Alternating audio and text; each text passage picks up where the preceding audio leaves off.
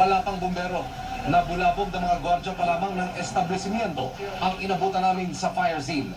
Ang nasusunod, bodega ng isang publishing house sa Shaw Boulevard, Mandaluyong City.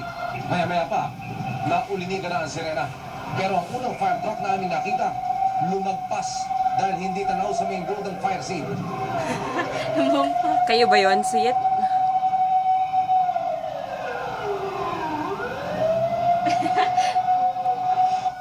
Minuto pa lumipas, dumating na ang grupo ng mga fire volunteer.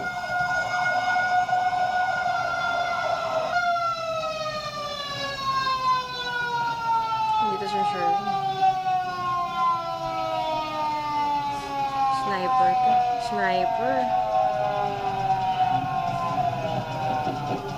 Sniper to. Mabilis na inilatag ang hose ng tubig. Ang sentro ng apoy, nasa kabilang bakod.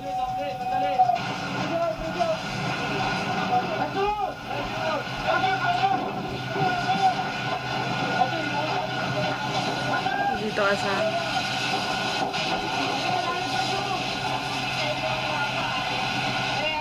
Kinulang ang supply ng tubig. Malamang sila Sherwin yung nauna. Fire hydrant, Nakalagpas.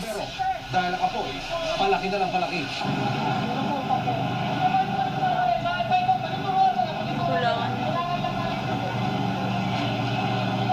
Makaraan ng halos isang oras, idirect na ng fire under control ang sitwasyon.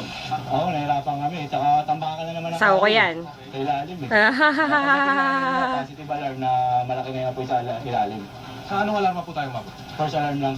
Iniimbestigahan na ng BFP. Tigas sawa ko. Ito ang unang balita. Eh, naku, may contact siya dyan eh. Reporting. May number siya ni Emil eh.